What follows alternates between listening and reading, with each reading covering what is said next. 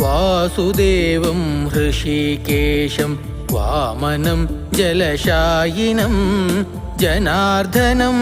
हरिं कृष्णं श्रीवक्षं गरुडध्वजम्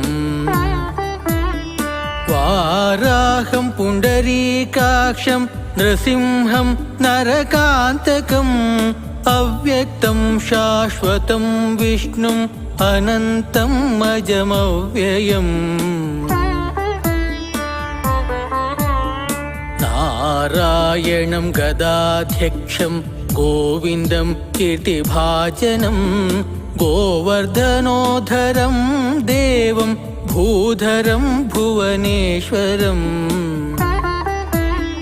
वेत्तारं यज्ञपुरुषं यज्ञेशं यज्ञदाहकं